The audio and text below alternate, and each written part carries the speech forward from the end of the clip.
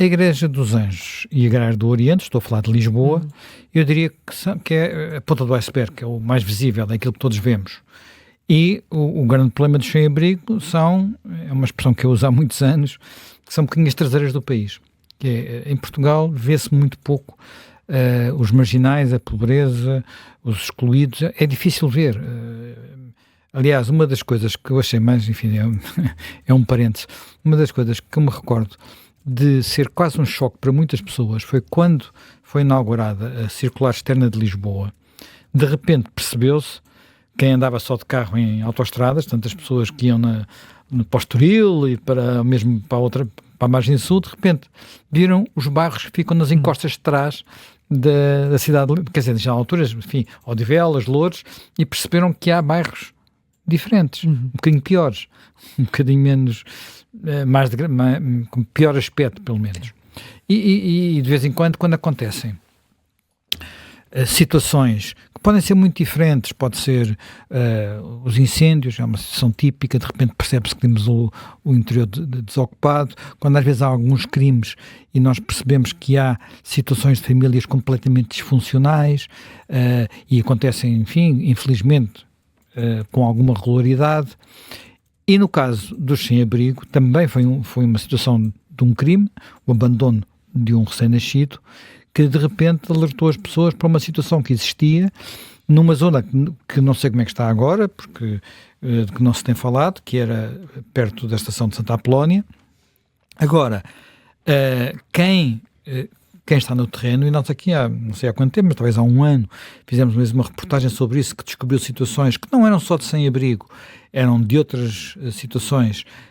Quem, por exemplo, anda naquelas organizações de solidariedade que distribuem comida, sabe que há essas traseiras.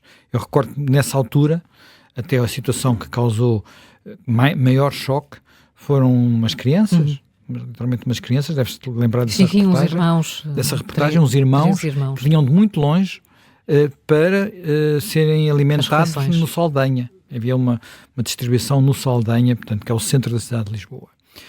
Nós também sabemos, por exemplo, que relativamente a esta situação dos sem-abrigo, primeiro, as estatísticas indicam que eles têm vindo a aumentar todos os anos. Não temos, eu ano passado citei estatísticas do ano anterior, nós fizemos um programa mais ou menos para esta altura, também em outubro, sobre sem-abrigo. Portanto, é um tema recorrente aqui no Contracorrente. E na altura tinha encontrado números mais recentes e que indicavam mais ou menos uma taxa, quase todos os anos subiam à volta de 1.100, 1.200, 1.400, quer dizer, havia sempre mais um bocadinho e a percepção de que aquilo não apanhava toda a realidade, apanhava apenas uma parte da realidade. Estamos a falar de uma percentagem pequena da população, 1%, se calhar, 1 em 1000, quer dizer, 1 em 1000 portugueses, mas mesmo assim estamos a falar de algo que é muito preocupante. E muitas vezes há uma discussão sobre este tema, houve vários planos, não é? Portanto, o Presidente da República empenhou-se nisso, sobretudo quando foi a questão de Santa Apolónia, houve várias promessas de que pelo menos estaria resolvido até 2022, 2023, bem, estamos em 2024 e não está resolvido. Houve a pandemia, entretanto. A pandemia, olha, lembras-te, a pandemia foi usada como argumento. No entanto, no ano da pandemia, os números o crescimento anual não alterou. O ritmo foi semelhante. Aumentou um bocadinho no ano seguinte, mas eu imagino que já por via do aumento da imigração e não exatamente por causa da pandemia. Portanto, o que aqui há é uma coisa diferente, que é a imigração. Até porque apareceram, digamos, um número de sem-abrigos menos habitual. Quer dizer, em Lisboa sempre houve. É uma coisa antiga, não é? E nós estamos a falar dos mendigos tradicionais, estamos a falar de situações que eu já vou falar um bocadinho delas, porque são algumas muito diferentes. No Porto também, e houve vários fenómenos ao longo da história, mas em Beja, como de repente soubemos que havia esse dilema e que o município de Beja que estava a enfrentá-lo, portanto estou apenas a dar esse exemplo, mas há outras cidades do país, Braga, Porto, enfim, mesmo agora há poucos dias, aqui Loures, aqui mesmo ao lado de Lisboa. Portanto, não é só o que está mais visível, não é só a Igreja dos Anjos, nem a Estação, nem a Gare do Oriente, que como são os sítios por onde nós, jornalistas, passamos, é aqueles às vezes de que falamos. Ora bem, agora, nós quando olhamos para fenómenos desses temos que pensar pelo menos em dois problemas, que é, por um lado, o que é que leva as pessoas a ficar numa situação de sem-abrigo, e por outro lado, como é que isso pode ser mitigado ou resolvido. Eu tenho, como já veremos, acho que é difícil resolver de uma vez por todas, porque há fenómenos que são, eu diria, virtualmente impossíveis de erradicar, mas há outros que podem se mitigar, seguramente. Há um estudo relativamente recente, aliás, eu pelo nome de uma das autoras, penso que ela é portuguesa, mas trabalha numa universidade francesa, mas o estudo foi feito em Portugal e, enfim, a amostra é pequena, estamos a falar de 220 pessoas, e esse estudo é sobre, no fundo, o que é que impede os sem-abrigo de ou regressarem ao mercado de trabalho ou regressarem a uma situação de maior estabilidade. E o que ela diz é que a maior barreira, apesar de tudo, são aquilo que eles consideram ser as condições de trabalho. Portanto, consideram que não têm as condições de trabalho suficientes. Mas atenção, isto não tem apenas a ver com salários. Pode ter a ver com situações, por exemplo, de abusos no local de trabalho. Pode ter a ver com problemas de conflitos. Pode ter a ver com problemas de saúde. Portanto, ou pelo menos, às vezes a saúde, há pessoas que um pequeno problema de saúde, que qualquer um de nós resolve, fica num dia em casa, se transformam em grandes problemas e depois conseguir ter um emprego estável torna-se muito difícil, não é? Portanto, isto é apontado, e estamos a falar de 39% das pessoas apontaram isto como sendo um problema para regressarem ao mercado de trabalho e, portanto, assim terem um rendimento que lhes permitisse sair da rua. A segunda tem a ver com algo que também imaginamos muito possível, que é níveis educacionais, portanto, falta de formação, nível educacional muito baixo, falta de formação, e uma coisa que aparece, e eu acho isto muito importante, algo que aparece muito associado a isto, que é, eu não tenho objetivo na vida. Eu não tenho objetivo na vida. Estou assim, estou bem. Portanto, isto é muito desesperante, mas infelizmente, é muito frequente. E já vou falar um pouquinho também sobre isso. E depois, há uma outra situação que, por exemplo, eu sei que noutros países é porventura mais frequente que em Portugal. Eu nos Estados Unidos cheguei também há muitos anos, portanto, a primeira vez que lá fui, tive uma oportunidade de poder andar até a distribuir comida a sem-abrigos na cidade de Washington. Na altura, enfim, isto depois mudou muito, mas na cidade de Washington havia sem-abrigos à vista da Casa Branca, portanto, não era assim nos cantos, era nas avenidas principais, portanto, e há uma questão aqui que tem a ver com famílias. Portanto, não têm família, não têm nenhum laço, estão completamente perdidos, e isto muitas vezes associado a questões de também problemas de saúde. Mas problemas de saúde que muitas vezes são agravados pela própria condição de sem-abrigo, como é natural. As pessoas não têm o conforto do dia-a-dia, muitas vezes não têm a alimentação que deveriam ter, e portanto isto depois é um ciclo de que não se sai. Agora, eu recordo-me que há muitos anos, portanto, década de 90, isto é para ter sido há 30 anos, como isto é para a internet, não consegui descobrir, ontem andei à procura, não consegui descobrir essa reportagem. Uma jornalista do Público, eu trabalhava no Público na altura, aliás, infelizmente ela já faleceu, era uma das pessoas com quem eu dava muito bem, tinha uma excelente relação com ela, e que era uma pessoa muito atrevida, fez um dia uma reportagem que era ela também ser uma sem-abrigo. Portanto, também ser uma sem-abrigo. E, portanto, juntar-se. E uma das coisas que resultou, e que, de alguma forma, era surpreendente, é que ela percebeu que havia pessoas que não queriam deixar de ser sem-abrigo. Portanto, não era apenas não tem dinheiro para ter casa, não tem dinheiro, tem que optar entre a casa e a alimentação, não tem emprego fixo. Não, havia modos de vida assim. Que era uma coisa que às vezes não cabe na nossa cabeça, mas que existe. Pronto. Nós tivemos depois também outros ciclos, todos se recordam, por exemplo, das tendas que existiam perto do Casal Ventoso. Semana passada falámos cá do problema da droga e dos problemas associados ao consumo de droga. Hoje, como também discutimos a semana passada, são diferentes e não temos a dimensão que já tivemos, porque a dependência da heroína, que era o grande problema português, é muito diferente das atuais, ou dependências ou vícios, varia um bocadinho.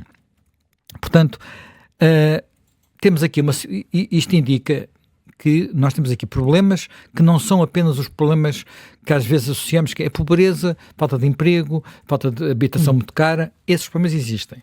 Nós fizemos recentemente, aqui no Observador também, penso que em julho, houve uma conversa num dos programas aqui da rádio, à tarde, com Isabel Jonet, portanto, do Banco Alimentar contra a Fome, e ela, que tem muita relação com estes problemas e, sobretudo, trabalha muito com as associações que fazem distribuição de comida, não é? O Banco Alimentar não distribui diretamente, distribui através de ONGs que depois distribuem. E de outras associações, não é? Portanto, também, às vezes, instituições oficiais. Ela dizia que, de facto, o problema de não haver, por exemplo, habitação para toda a gente estava a fazer aumentar, repara, isto estamos a falar de julho, não há estatísticas nenhuma sobre isso, estava porventura a fazer aumentar este problema. E nós sabemos, por exemplo, na zona dos Anjos, a maior parte dos sem-abrigos que lá estavam, pelo menos uma boa parte deles, eram imigrantes por uma razão ou outra, imigrantes recentes, às vezes, alguns que tinham vindo e não tinham conseguido nada, outros que ainda estavam à espera de serem da regularização, e sabemos que há milhares e milhares e milhares nessa situação, outros que vieram para um emprego, deram-se mal, ficaram desempregados, portanto, havia muito isso, e aquilo ficava perto da AIMA, e portanto era assim quase estar ali à porta a ver se me consigo coisa. Mas reparem, quando se pensa que os imigrantes, que os sem-abrigo é igual a imigrantes maltratados, é um bocadinho, mas não é só isso. Portanto, eu creio que, se não pensarmos nisto de uma forma mais abrangente, dificilmente procuramos perceber que, primeiro, há uma questão que é importante, que é procurar que não estejam na rua, não é? E mesmo quando estão na rua, em situações de limite, dar-lhes outras condições. E sabemos, por exemplo, que em dias muito frios é tradicional as câmaras abrirem abrigos, o metro, por exemplo, permitirem para que eles durmam no metro, em vez de dormirem ao relento. Pronto, mas isso é mitigação de um problema, não é a resolução de um problema. Aquilo que a Câmara de Lisboa fez tem significado, porque há aqui um lado que não nos podemos esquecer. Quando falamos de sem-abrigo podemos falar de pessoas que tiveram um azar e estão desesperadas, e podemos falar de outras, como já se percebeu aqui, aquelas que não têm objetivo na vida, aqueles que se habituaram, que eles têm problemas de doenças e às vezes de doenças mentais, onde o problema já não é apenas arranjar-lhes um abrigo, que eles às vezes depois saem de lá no dia seguinte, não se sentem livres, não se sentem obrigados a algumas coisas, como por exemplo higiene, de que perderam completamente o hábito.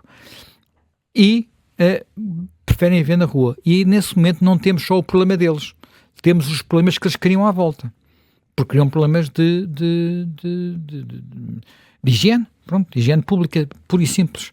E às vezes não é só pública, porque podem entrar nas casas para fazerem as suas necessidades, podem abandonar, por exemplo, se tiverem situações de droga, há muitas zonas onde de repente se acumulam.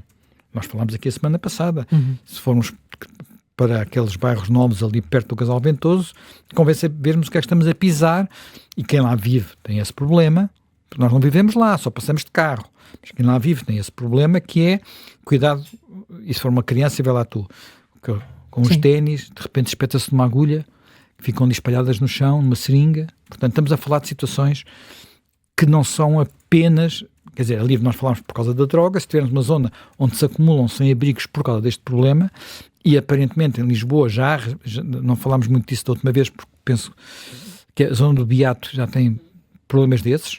Portanto, estamos a falar de uma freguesia não muito sexy de Lisboa, digamos assim, e onde têm sido empurrados muitas situações para resolver estes problemas.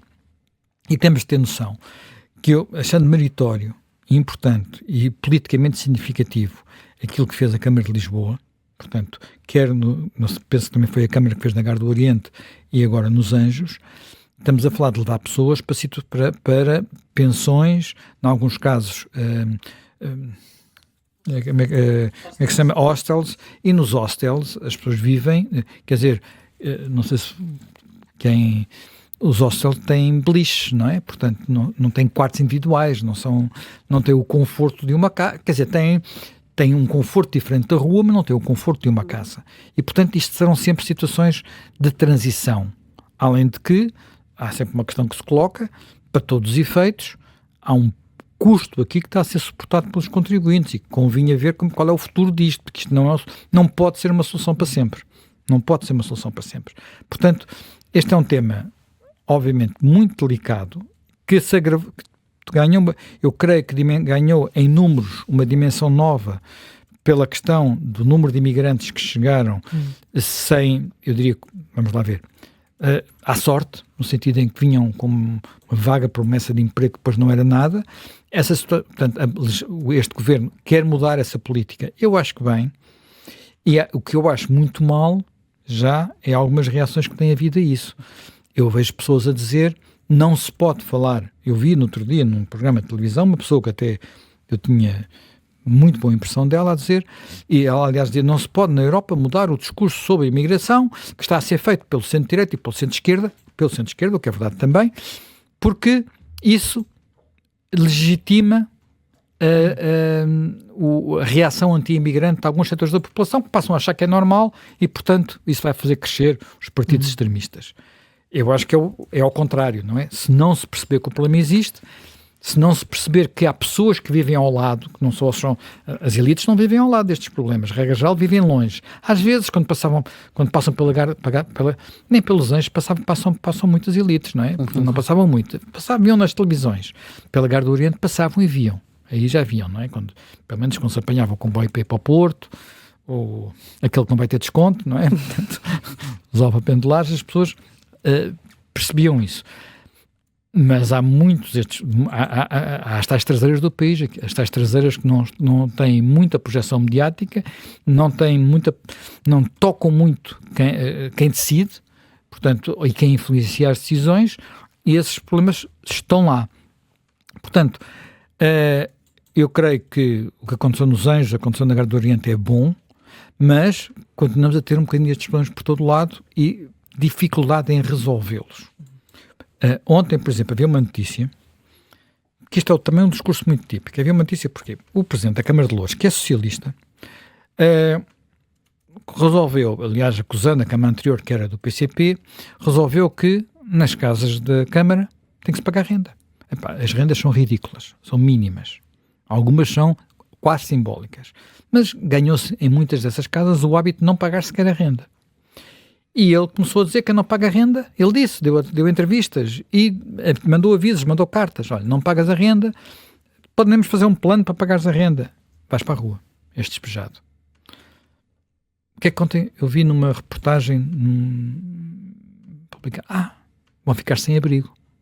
Quer dizer, o que eles têm que resolver é, se a Câmara lhes deu abrigo contra uma renda simbólica, o que é preciso resolver, quer dizer, quem está preocupado com isso, olha, arranja maneira de ajudar a pagar a renda, se a situação é essa, se a pessoa de repente ficou desempregada, mas a maior parte das vezes não é isso. Porque também na mesma reportagem se dizia, eles não pagam a renda, mas têm carros novos à porta.